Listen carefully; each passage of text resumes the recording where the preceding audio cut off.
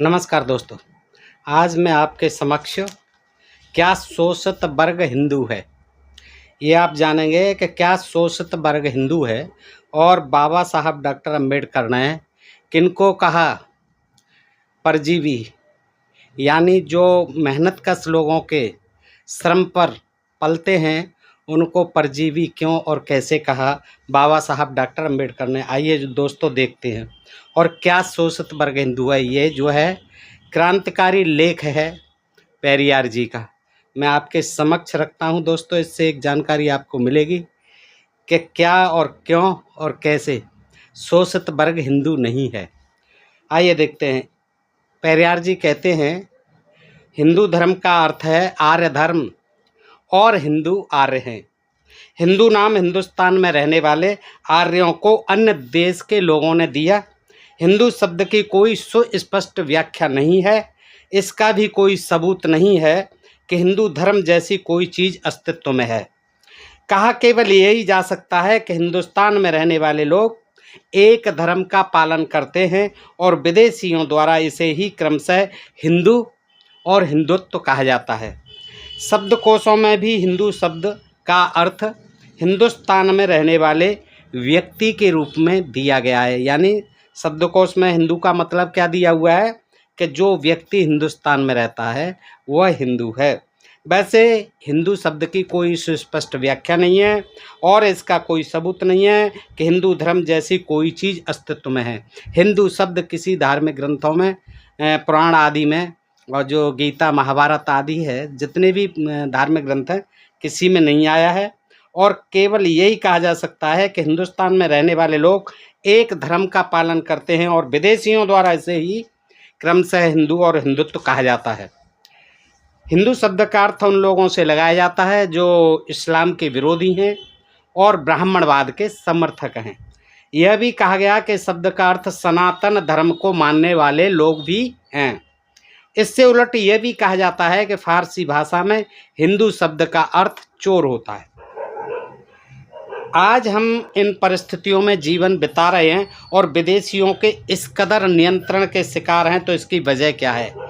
क्या यह आर्यों द्वारा बोए गए बीज का नतीजा नहीं है? हमारे देश के लोग इस दर्शन के अधीन जीवन बिताते हैं कि हर कोई एक समाज का हिस्सा है और हम सभी भाई हैं। हमारी ऐसी ही धारणा है, ऐसी ही मान्यता है कि हम सभी एक ही समाज के लोग हैं, एक ही समाज के भाई हैं। चार वर्णों की स्थापना के लिए लेकिन कौन जिम्मेदार है? हमारे समाज की एकता को नष्ट करने वाली सैकड़ों जातियां ये किसने बनाई हैं? और देश की एकता को नष्ट किसने किया है? क्या यह काम आर्यों ने नहीं किया? इन वर्णों और जातियों को बनाकर और एक जाति का दूसरी जाति से हर तरह का संपर्क रोककर हर जाति के लिए काम और कर्तव्य निर्धारित करके क्या आम जनता के बीच की एकता को खंडित नहीं किया गया? क्या यही वजह नहीं कि हमारे लोग देश के बारे में चिंता नहीं करते और अन्य लोगों की भी उनको कोई परवाह नहीं रहती? ऐसे में आक्रमणकारियों के लिए और भारतीय उपमहाद्वीप को अपना उपनिवेश बनाने वालों के लिए यह सुनहरा अवसर था।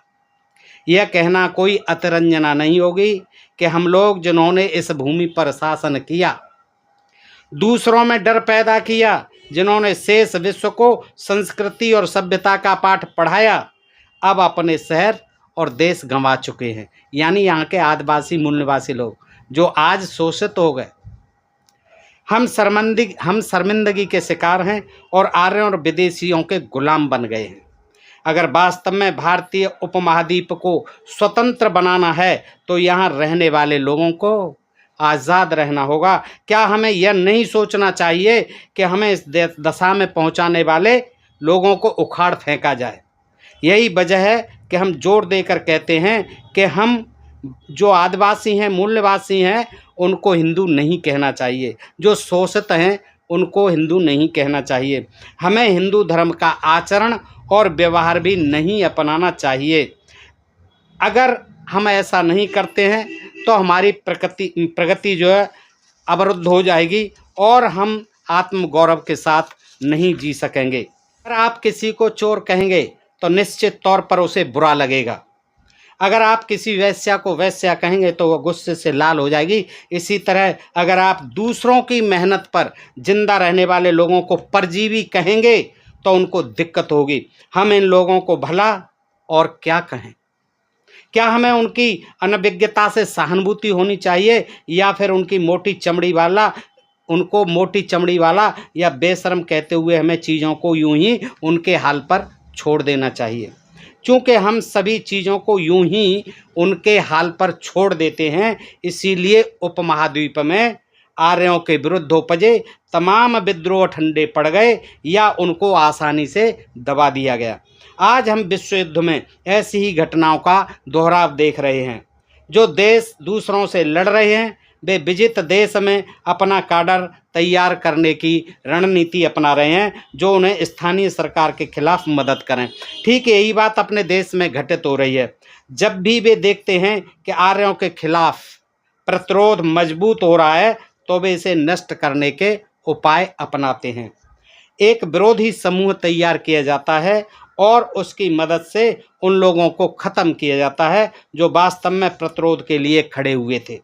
हमें कभी भी ऐसे लोगों से सहानुभूति नहीं दिखानी चाहिए। लड़ाई में, आर्यों के खिलाफ जंग में, अगर आर्यों का विरोध करने वालों को सफल होना है तो उनको आर्यों की उपरोक्त जैसी किसी भी योजना को पहले विफल करना होगा। अगर आप इससे नहीं निपट सकते तो कभी आर्यों के चंगुल से मुक्त नहीं हो पाएंगे। यदि ऐसा नहीं हुआ तो हमारे सारे प्रयास नाकाम साबित होंगे। अगर किसी बर्तन में छेद हों तो कितना भी प्रयास कर लिया जाए उसमें पानी नहीं भरा जा सकता। अगर बर्तन को पानी से भरना है तो सभी छेदों को पहले मूंदना होगा, फिर बर्तन बदलना होगा। समझदार लोग यही करते हैं और हमें भी यही करना होगा। हम इस पर जोर क्यों दे रहे हैं यह भी एकदम स्पष्ट है। डॉक्टर अंबेडकर ने कहा है कि वंचितों की यह स्थिति और उनके इस खराब जीवन स्तर की वजह हिंदू धर्म है। डॉक्टर अंबेडकर ने स्पष्ट कहा है कि वंचितों की यह स्थिति और उनके इस खराब जीवन स्तर की वजह हिंदू धर्म है। एक व्यक्ति हिंदू तब होगा जब वह आर्यों के वेदों, पुराणों, इतिहास और मिथक आदि में भरोसा करेगा और उनका समर्थन करेगा। अगर आप उनको नहीं मानते, यानी जो हिंदुओं के धार्मिक ग्रंथ हैं, वेद हैं, पुराण हैं, इतिहास हैं और उनके जितने भी मिथक हैं, अगर उन पर भरोसा करेगा तो वह व्यक्ति तभी हिंदू होगा और नहीं करेगा तो आपको फिर हिंदू नहीं कहा जाएगा। अगर इनका पालन नहीं करेंगे तो आपको हिंदू नहीं कहा जाएगा। अगर ऐसा नहीं होगा तो जातीय भेद, उपजातियां, धर्म के अलग अलग पंथ और वर्ण आदि सब निष्प्रभावी हो जाएंगे और गायब हो जाएंगे। क्या समाज, अर्थव्यवस्था और राजनीति में प्रगति नहीं करेगा? यही वजह है कि डॉक्टर अंबेडकर ने जोर देकर कहा कि वंचित वर्ण के लोगों को खुद को हिंदू नहीं कहना चाहिए। वंचित वर्ग के लोगों को खुद को हिंदू नहीं कहना चाहिए। इसके अलावा वेद, पुराण, इतिहास आदि जिन्होंने समाज में इतना हवा बनाया है और जो लोगों के अलगाव के लिए उत्तरदायी हैं, जिन्होंने देश को नष्ट कर दिया, उनको भी खत्म किया जाना आवश्यक है।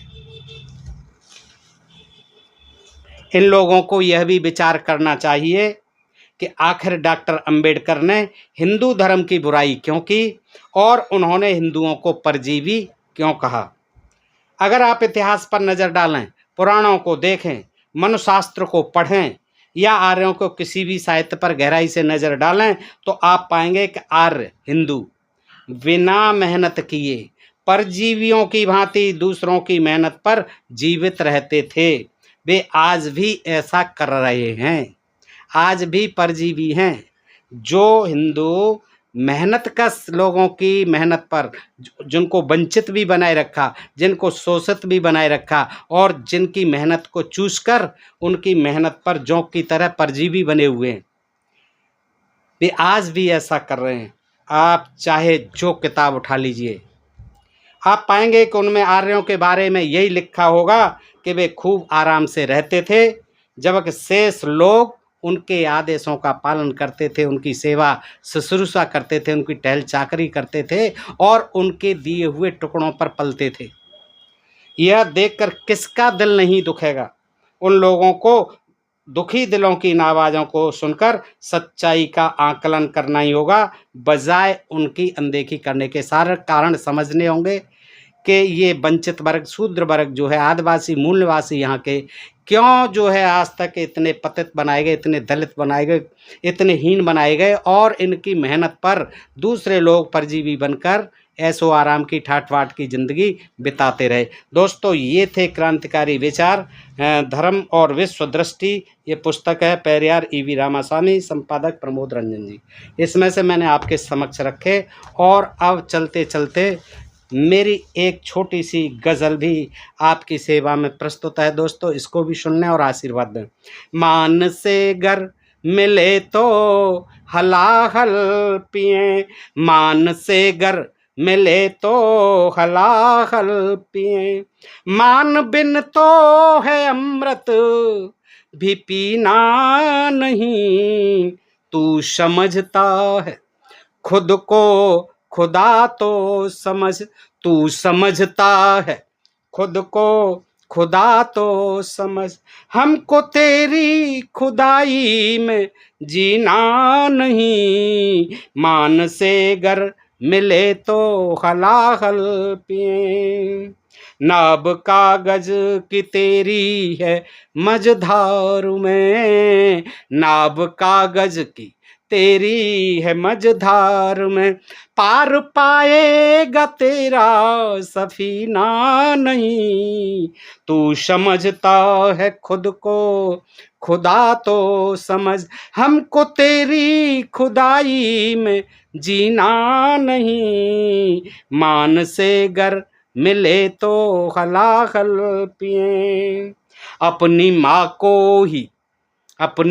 को ही छलते हैं गद्दार हैं, अपनी माँ को ही छलते हैं गद्दार हैं, उनसे जग में है कोई कमीना नहीं, तू समझता है खुद को खुदा तो समझ, हमको तेरी खुदाई में जीना नहीं, और खून अपना तो प्यारा है तुझको मगर, खून अपना तो प्यारा है तुझको मगर, खून हमारा भी खून है पसीना नहीं, तू समझता है खुद को खुदा तो समझ, हमको तेरी खुदाई में जीना नहीं, चंद लम्हों का जीवन हो आज़ाद हो, बेशक चंद लम्हों का जीवन हो लेकिन आज़ाद हो, चंद लम्हों, गुलामी का लंबा जीवन भी हमें मंजूर नहीं, चंद लम्हों का जीवन हो आज़ाद हो, है गुलामी में जीना तो जीना नहीं, अरे तू समझता है खुद को, अरे खुदा तो समझ, हमको तेरी खुदाई में जीना नहीं, मान से गर मिले तो हलाहल पिए, मान से अगर मिले तो हम जहर भी पी जाएंगे हंसते हंसते, लेकिन बगैर मान के हमें अमृत भी नहीं गवारा, हम अमृत भी नहीं पिएंगे। और अगर तू अपने को खुदा समझता है, इतना अहंकारी जीव है कि तू इंसान को इंसान नहीं समझता, अपने आगे किसी को नहीं समझता, अपने आप को पता नहीं खुदा समझता है, तो हमें तेरी खुदाई में जीना गवारा नहीं है। तो दोस्तों, ये जो है मैंने आपके समक्ष रखी अपनी छोटी सी गज़ल, इसको भी सुनिए, आशीर्वाद देते रहिए। फिर मिलते हैं ऐसे ही किसी प्रसंग के साथ अगले वीडियो में। तब तक आपसे मित्रों का हृदय से आभार, नमस्कार, जय हिंद, जय भारत।